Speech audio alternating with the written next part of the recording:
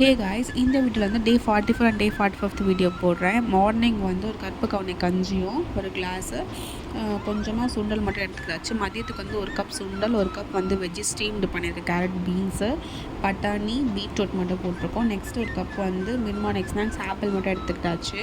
நைட்டுக்கு வந்து 2 தோசை, குழம்பு, தக்காளி தொக்குன்னு நினைக்கிறேன். நெக்ஸ்ட் டே மார்னிங் வந்து ராகி அடை தான் செஞ்சேன். கேரட்டு, ஆனியனு, பாலக்கீரைலாம் போட்டு பண்ணியிருந்தேன்.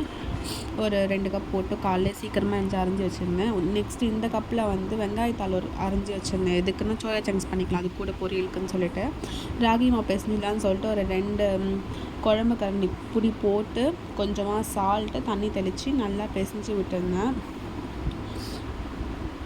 இது வந்து நான் கொஞ்சமாக பிசைஞ்சதுனா கொஞ்சமாக மாவு கண்டென்ட் எடுத்துக்கிறதுனால ஃபுல்லாகவே வெஜ்ஜீஸ் தான் இருந்தது. சரி, கொஞ்சமாக எக்ஸ்ட்ரா ஆட் பண்ணி ஃபுல்லாக பிசைஞ்சிருந்தேன். தண்ணி தெளித்து பிசைஞ்சு வச்சுட்டு அப்பா சுட்டு வச்சுட்டார். ஏன்னா எனக்கு வந்து சுட வரல அப்படின்னு சொல்லிட்டு கொஞ்சம் ஒரு 10 நிமிஷம் மூடி வச்சுருந்தேன். இந்த மாதிரி தான் இருந்துச்சு. கொஞ்சம் தண்ணியாக பிசைஞ்சிட்டேன் போல். டாடி செஞ்சு வச்சிட்டாங்க.